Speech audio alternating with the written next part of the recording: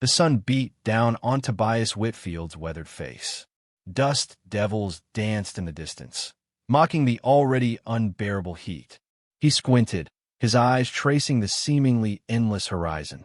He'd been expecting trouble, living on the edge of Apache territory, but not this. Not 200 warriors. They encircled his small homestead, silent and imposing. Their faces, painted with streaks of ochre and black, were unreadable. At the front, astride a magnificent black stallion, sat Standing Eagle. The Apache chief's gaze was steady, unwavering. Tobias swallowed hard, his throat suddenly dry. He knew this land was sacred to the Apache, knew his presence here was a constant source of friction.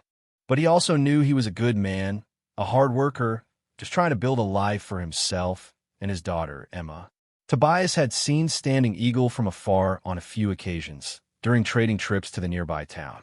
He never imagined he would be facing him now, on his own land, surrounded by so many warriors. He took a slow, deliberate breath, trying to calm the frantic beating of his heart. He needed to be calm, needed to think clearly. Emma was depending on him. He gripped the worn handle of his rifle, but knew in his heart that it was no match for the sheer number of warriors surrounding him. This wasn't a fight he could win with bullets. This was something else, something deeper. Standing Eagle raised a hand, and the warriors stilled. A hush fell over the scene, broken only by the whinny of a horse and the chirping of cicadas. Whitfield, Standing Eagle's voice was low, but carried easily on the dry air. "I'm here to speak of Emma." A wave of fear washed over Tobias. What had Emma done? She was just a child, barely 10 years old. She was good-hearted, kind to everyone, even those who weren't kind to her. What could she have possibly done to anger the Apache? "She has shown kindness," Standing Eagle continued, his gaze never leaving Tobias's. "But kindness can have consequences." The words hung in the air, heavy with unspoken meaning. Tobias felt a knot forming in his stomach. He knew this was about more than just a simple misunderstanding. This was about respect, about tradition, about the delicate balance between two very different worlds. He had a feeling his life, and Emma's, was about to change forever. The desert wind seemed to whisper a warning. Standing Eagle's words hung in the air, a heavy weight pressing down on Tobias. What consequences could a child's kindness possibly bring? He braced himself, waiting for the explanation. "It was a week ago," Standing Eagle began, his voice softening slightly. "A young warrior, lone wolf, was found near your land. He was badly wounded, near death." The scene shifted in Tobias's mind. He remembered Emma returning home that day, her eyes wide with sorrow. She had been unusually quiet, and when he asked what was wrong, she had simply said, "I saw a hurt bird, Papa." He hadn't pressed her further, assuming it was just a child's sensitivity. Now, the truth began to dawn. Lone Wolf was alone, without hope. Standing Eagle continued, "Your daughter found him. She did not run away. She did not call for help. She stayed with him." A picture formed in Tobias's mind. Emma, with her long, golden hair, kneeling beside the fallen warrior. He could almost see her small hands, gently tending to his wounds. She covered him with her blanket, Standing Eagle said, his voice filled with a strange reverence. "The blanket she always carries." And she sang to him. Tobias felt a lump form in his throat. Emma loved to sing. She had a sweet, clear voice like a songbird. He often heard her humming as she went about her chores, filling their small cabin with joy. To think that she had used that gift to comfort a dying man. She sang him songs of her people, Standing Eagle explained. Songs of hope, songs of peace, songs that eased his passing. Tobias closed his eyes for a moment, overwhelmed by a wave of emotion. He had always known Emma was special, but he hadn't realized the depth of her compassion, her courage. Lone Wolf died with her song in his ears, Standing Eagle said, his voice now barely a whisper. He died knowing that even in his last moments, he was not alone. He died with respect.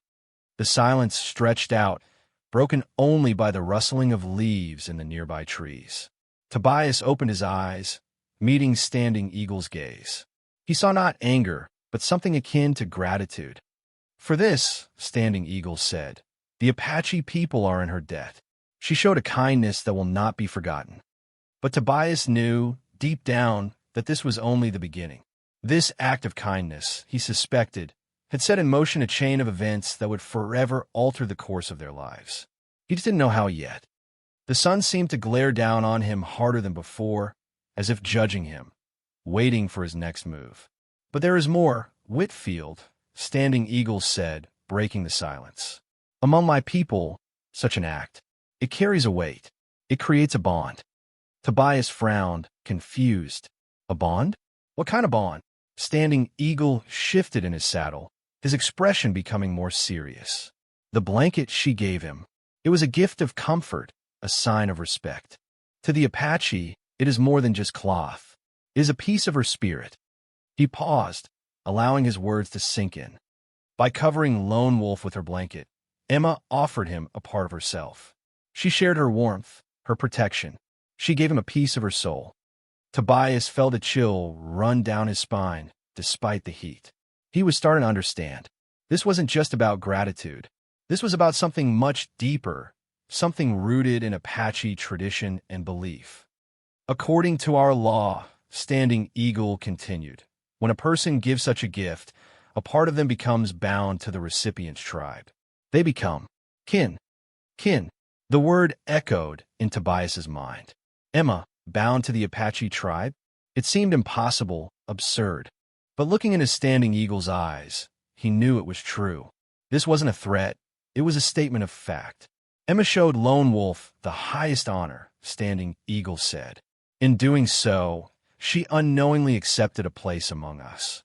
But she's just a child, Tobias protested, his voice rising in desperation. She didn't understand what she was doing. Standing Eagle remained impassive. Understanding is not always necessary. The heart knows what the mind does not. He dismounted from his horse, his movements fluid and graceful. He walked slowly towards Tobias, his eyes never leaving his. We do not wish to take her from you, Whitfield, Standing Eagle said, stopping just a few feet away. We know she is your daughter, your heart. But she is also now, in a way, a daughter of the Apache. Tobias felt trapped, caught between two worlds. He loved Emma more than anything in the world. He couldn't imagine life without her. But he also knew that he couldn't simply dismiss the Apache's beliefs, their traditions. He was on their land, and he had to respect their ways. What? What does this mean? Tobias asked, his voice barely a whisper. What do you want? Standing Eagle looked at him, his eyes filled with a strange mixture of understanding and determination. That depends, Whitfield, he said. That depends on what you're willing to do. Before Tobias could respond, a frantic shout pierced the air. It was Martha, his neighbor, her face pale with terror. She stumbled towards them, her breath coming in ragged gasps. Tobias. Emma, she's gone. Martha cried, clutching at his arm. I want to fetch her for supper, but she wasn't there. I searched everywhere. The world seemed to tilt on its axis. Emma gone? The knot in Tobias's stomach tightened into a vice. All thoughts of Apache law and cultural traditions vanished, replaced by a primal fear. Gone? What do you mean, gone? He demanded, his voice rough with panic. He gripped Martha's shoulders, his knuckles turning white. She was playing near the creek. Martha sobbed. I only left her for a few minutes. But when I came back, nothing. Just her doll, lying on the ground. Tobias's heart hammered against his ribs. He pictured Emma, her bright eyes and infectious laugh, suddenly silenced. He couldn't bear the thought of anything happening to her. He turned to Standing Eagle, his eyes pleading. She's gone. You have to help me find her. Standing Eagle's expression remained unreadable. He surveyed the scene, his gaze sweeping over the surrounding landscape. When did she disappear? Just now. Maybe an hour ago, Martha stammered. Standing Eagle nodded slowly. An hour is a long time in the desert. Many things can happen. He turned to his warriors, speaking in rapid Apache. They responded with murmurs and nods, their eyes scanning the area. My warriors will search, Standing Eagle said, turning back to Tobias. But time is of the essence. We must find her quickly. A wave of relief washed over Tobias, mixed with a gnawing sense of dread. He was grateful for the Apache's help, but he couldn't shake the feeling that something was terribly wrong. He pushed past Martha, his mind racing. He had to find Emma. He had to bring her home safe. He scanned the ground, searching for any sign, any clue that might lead him to her. The doll Martha mentioned lay discarded near the creek bed, its painted face staring blankly up at the sky. It was Emma's favorite, a gift from her mother. Why would she leave it behind? He knelt down, his fingers tracing the doll's worn features. A small, feathered arrow lay tangled in its hair. An Apache arrow. His blood ran cold. This wasn't a random disappearance. This was something else entirely. He stood, his gaze meeting Standing Eagle's. The chief's eyes held a knowing look. Tobias knew, with a sickening certainty, that the Apache knew more than they were letting on. The search for Emma had just become much more complicated.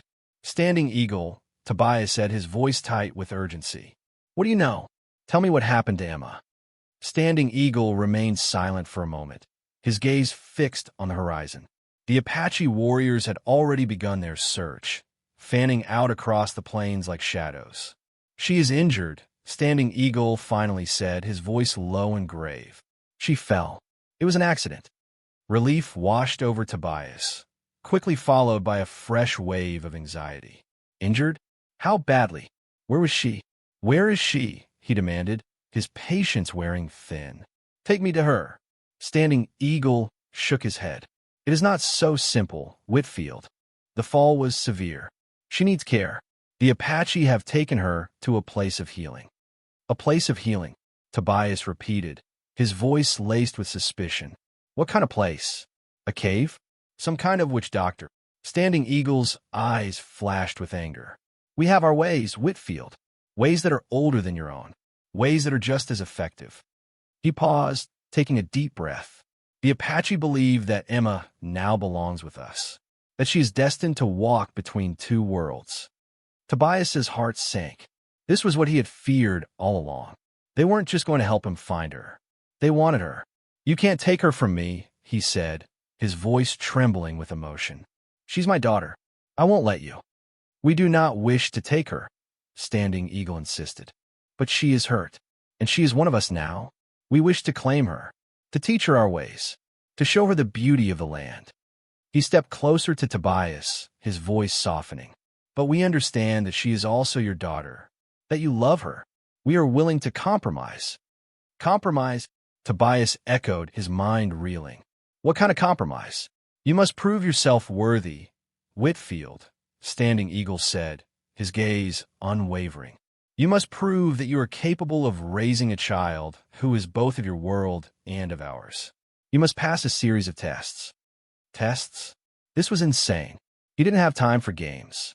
Emma was hurt, and every minute counted. What kind of tests? He asked, his voice filled with disbelief. Tests of strength?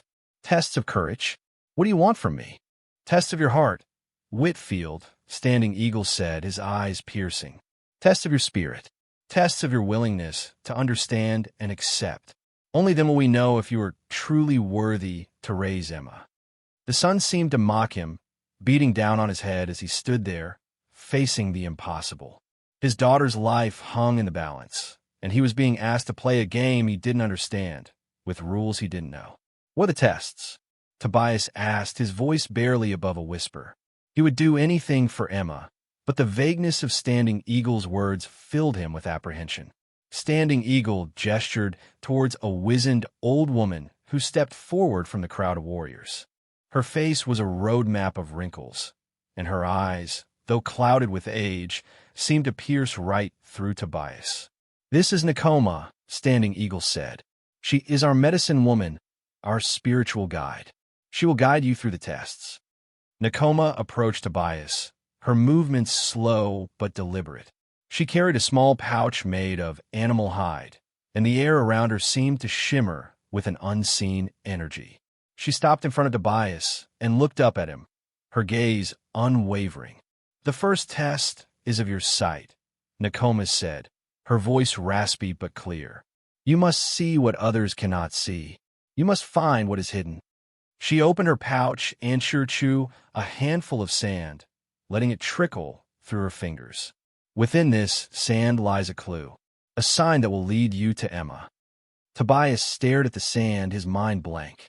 He saw nothing but grains of rock and dust. How was he supposed to find a clue in this?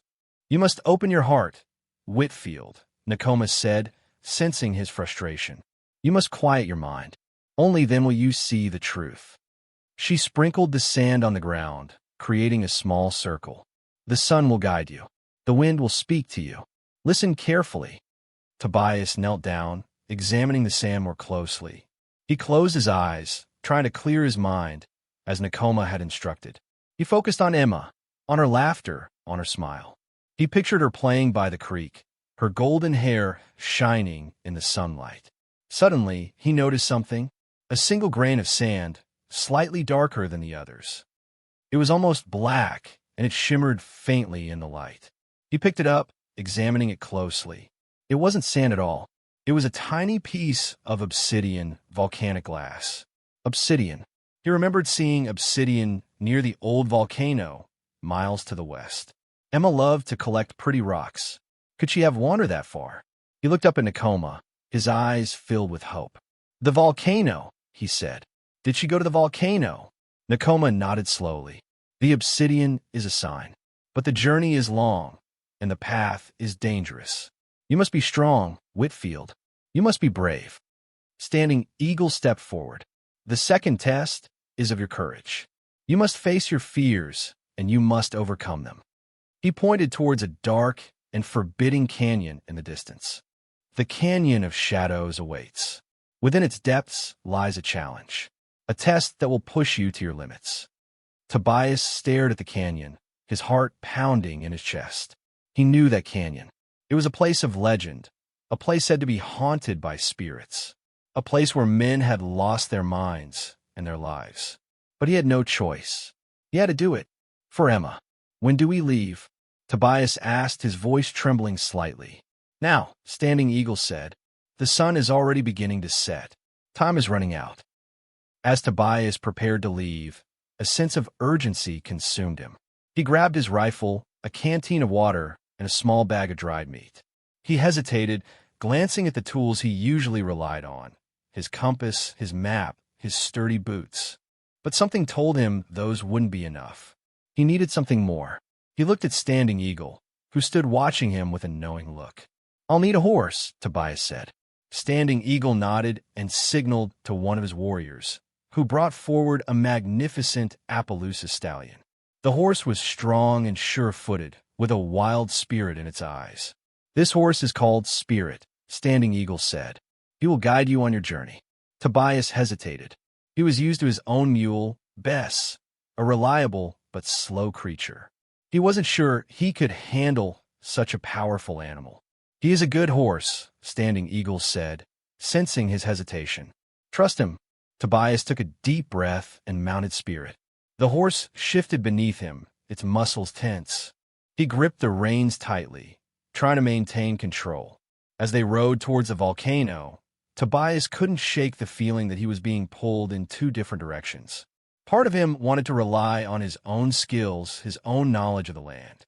He wanted to follow the familiar trails, to use his compass to navigate. But another part of him knew that he had to trust the Apache way. He had to open himself up to the spirits, to the guidance of Nakoma and Standing Eagle. He had to embrace the unknown. He glanced at the setting sun, its rays painting the sky in hues of orange and red. Time was running out. He had to make a choice. Which way? Spirit, he whispered to the horse, closing his eyes. Show me the way.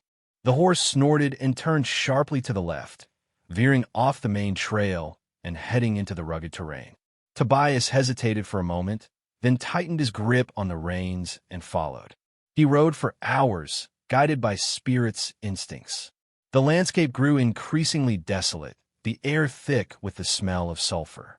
He could feel the heat radiating from the volcano, a constant reminder of the danger that lay ahead.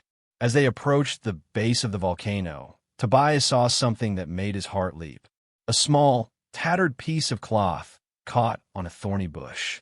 It was a piece of Emma's dress. He dismounted, his hands trembling as he examined the cloth.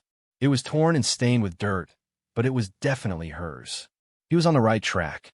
He looked up at the volcano, its peak shrouded in smoke. He knew that Emma was somewhere up there, hurt and alone. He had to find her. He had to save her. He took a deep breath and began to climb, his heart filled with a mixture of fear and determination. He didn't know what awaited him at the top, but he knew that he couldn't give up. He had to keep going no matter what. For Emma, he had to trust the Apache way, even if it meant abandoning everything he thought he knew. His journey had just begun. The climb was treacherous. The volcano's slopes were steep and covered in loose rocks and ash. The air grew thinner with every step, making it hard to breathe. Doubts gnawed at Tobias's mind. Was he doing the right thing? Was he leading himself into a trap? He paused, catching his breath. He could still turn back. He could go back to his own ways, his own methods. He could send for help, for a search party. He knew men in town who would be willing to risk their lives for a reward. They could bring dogs, torches, ropes. They could search every inch of this volcano until they found Emma. But then he remembered Standing Eagle's words. Tests of your heart, Whitfield. Tests of your spirit. Tests of your willingness to understand and accept. He knew that if he turned back now, he would be failing those tests. He would be proving that he wasn't worthy of raising Emma, that he wasn't capable of understanding her connection to the Apache. He looked up at the summit, its peak still shrouded in smoke. He had come this far. He couldn't give up now. He closed his eyes, focusing on Emma's face. He imagined her voice, her laughter, her unwavering spirit. He knew that she wouldn't want him to give up. She would want him to keep going, to keep fighting. He opened his eyes, his resolve strengthened. He would trust the Apache way. He would trust spirit to guide him. He would trust his own instincts, his own heart. He continued to climb, his pace slow but steady. He scanned the ground, searching for any sign of Emma. He listened to the wind, hoping to hear her voice. As darkness fell, the volcano came alive with strange sounds. The ground rumbled beneath his feet, and the air crackled with an unseen energy. He could feel the presence of spirits, watching him, testing him. He remembered Nakoma's words, "The sun will guide you. The wind will speak to you." He looked up at the sky, searching for the moon, but the clouds were thick, obscuring the stars. He was alone in the darkness, surrounded by the unknown. He closed his eyes, taking a deep breath. He focused on the wind, listening to its whispers. He imagined it carrying Emma's voice to him, guiding him to her. Suddenly, he heard something, a faint sound carried on the wind, a sound like singing. He opened his eyes, his heart pounding in his chest. He strained his ears, listening intently. The singing grew louder, clearer. It was Emma's voice. He knew, without a doubt, that he was on the right track. He followed the sound of her voice, his pace quickening. He had to find her. He had to save her. He was so close. His conventional side was telling him to mark the path, but he knew he needed to trust the Apache way, or he would surely fail. The test demanded it. The singing led him to a narrow ledge, hidden behind a curtain of steam. The air was thick with sulfur, and the ground was hot beneath his feet. He cautiously stepped onto the ledge, his heart pounding in his chest. There, huddled against a rock wall, was Emma.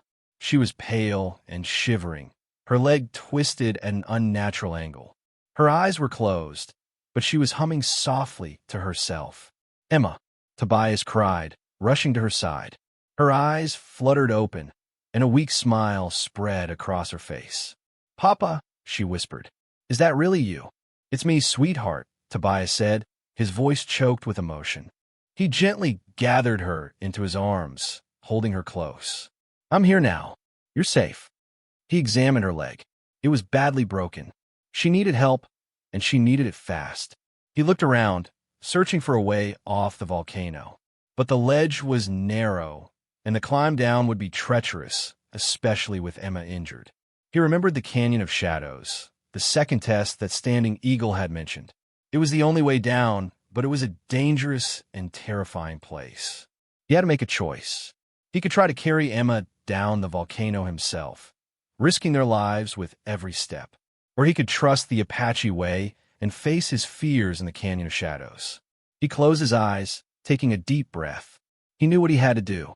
He had come this far, trusting in the spirits. And he couldn't give up now. "We're going to the canyon, Emma," he said, his voice firm. "It's the only way out of here."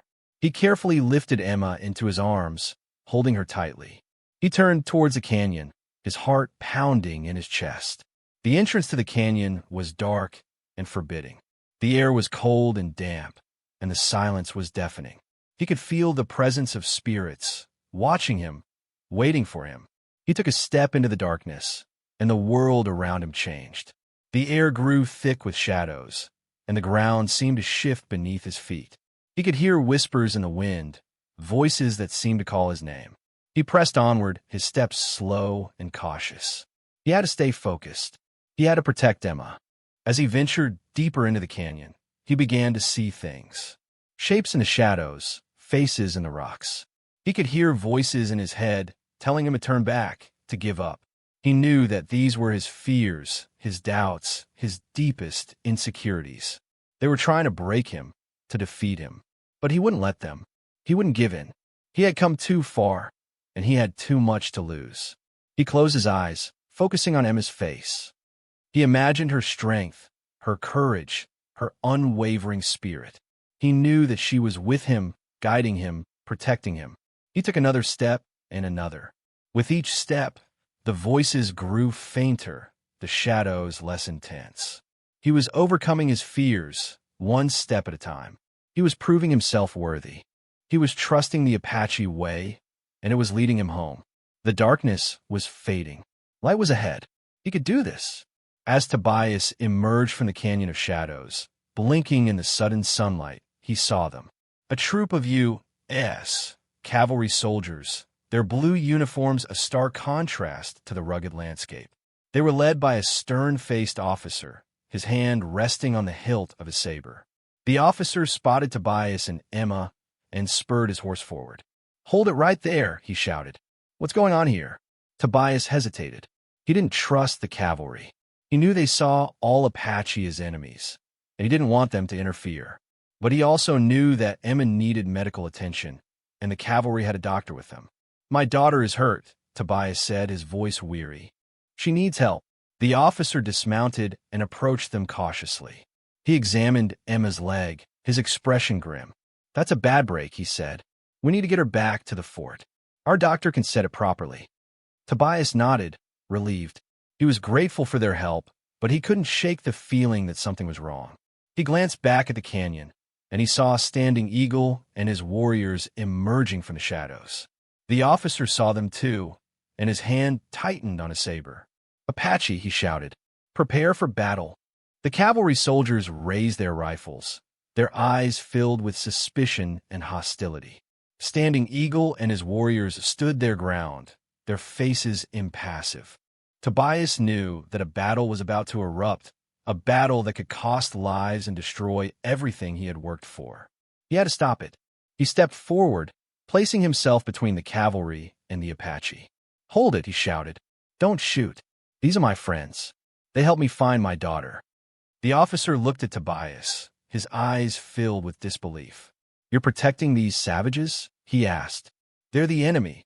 "They're not the enemy," Tobias insisted. "They're just trying to help." He turned to Standing Eagle, his eyes pleading. "Tell them," he said. "Tell them you don't want any trouble." Standing Eagle looked at Tobias, his expression unreadable. He hesitated for a moment, then spoke to the officer in broken English. "We do not want to fight," he said. "We only want to help Emma." The officer remained suspicious, but he lowered his saber slightly. "I don't trust you," he said, "but I'll let it go this time. Just stay back." He turned to his soldiers and ordered them to prepare a stretcher for Emma. As they gently lifted her onto the stretcher, Tobias felt a wave of gratitude wash over him. He had managed to avert a battle, and Emma was finally going to get the help she needed. But he knew that the conflict between the settlers and the Apache was far from over. And he knew that he and Emma would always be caught in the middle, straddling two worlds. His test was not over. He needed to show the cavalry and the Apache that it was possible to live together in peace. That Emma, born of two worlds, could be a bridge between them. It was his new and most important test. As the cavalry prepared to transport Emma back to the fort, Standing Eagle approached Tobias. His face was etched with concern, but his eyes held a hint of pride. "You have proven yourself, Whitfield," he said, his voice low. "You have shown courage, and you have shown compassion. You have trusted the Apache way, even when it was difficult." Tobias looked at Standing Eagle, his heart filled with gratitude. "I couldn't have done it without you," he said. "Without your help, I would never have found Emma." Standing Eagle nodded slowly. "Emma is strong," he said. "She is like the eagle, soaring between two worlds. She will need your guidance, your love, but she will also need to understand her connection to the Apache." He paused, taking a deep breath. "We do not wish to take her from you, Whitfield, but we ask that you allow her to learn our ways, to learn our language, our traditions, our respect for the land." Tobias looked at Emma, lying pale and still on the stretcher. He knew that Standing Eagle was right. Emma was more than just his daughter. She was a bridge between two cultures, a symbol of hope for a better future. "I understand," Tobias said, his voice firm.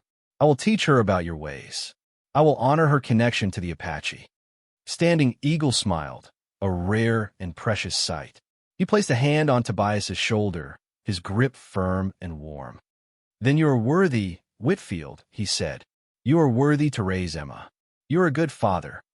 He turned to his warriors and spoke to them in Apache. They nodded their heads in agreement, their faces filled with respect.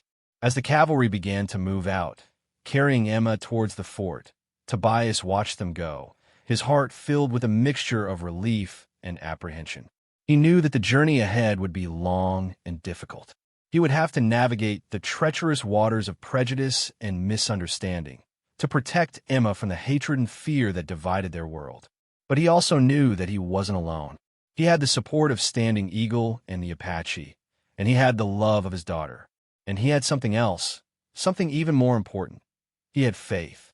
Faith in Emma, faith in the future, and faith in the power of understanding and compassion. He would teach Emma to be proud of both sides of her heritage, to be a bridge between two worlds, to be a force for peace and understanding. He would not fail her. He would not fail the Apache. He would not fail the future. He would honor his word and raise Emma to be a child of two worlds and a force for good in both. He had passed the test, but the journey was just beginning. Weeks turned into months. Emma's leg healed slowly but surely. The cavalry doctor, a kind and patient man, visited often, tending to her wounds and answering Tobias's endless questions. But it wasn't just the doctor's care that healed her. It was also the Apache remedies, the herbs and poultices that Nakoma sent from the village. It was the songs that Standing Eagle sang to her, the stories he told of the Apache people, their history, their traditions. Tobias kept his word. He learned to speak some of the Apache language, and he encouraged Emma to do the same. He listened to Standing Eagle's stories, learning about the Apache's deep respect for the land, their connection to the spirits. He also taught Emma about his own heritage, about his ancestors who had crossed the ocean to build a new life in this land. He told her stories of courage and perseverance, of the importance of hard work and honesty. He made sure that Emma knew she was loved, that she was valued, that she was special. He taught her to be proud of who she was, of both sides of her heritage. Not everyone understood. Some of the settlers shunned Tobias and Emma, whispering behind their backs, calling them names. They accused Tobias of going native, of betraying his own people. But Tobias didn't care. He knew that he was doing the right thing. He was raising Emma to be a good person, to be a force for peace and understanding. And that was all that mattered. One day, as Emma was playing near the creek, she saw a group of Apache children. They were hesitant at first, unsure of how to approach her. But Emma smiled at them, and she began to sing. She sang an Apache song, one that Standing Eagle had taught her. The children's faces lit up, and they began to sing along. Soon, Emma was surrounded by the Apache children, laughing and playing together. They were different, yes, but they were also the same. They were all children, with the same hopes and dreams, the same need for love and friendship. Tobias watched them from a distance, his heart filled with joy. He had done it. He had raised Emma to be a bridge between two worlds. He had proven that it was possible to live together in peace, to overcome prejudice and hatred and fear. Years passed. Emma grew into a young woman, strong and beautiful, with a spirit as wild and free as the land itself. She spoke both English and Apache fluently, and she understood the traditions and customs of both cultures. She was a bridge between two worlds, a living testament to the power of understanding and compassion.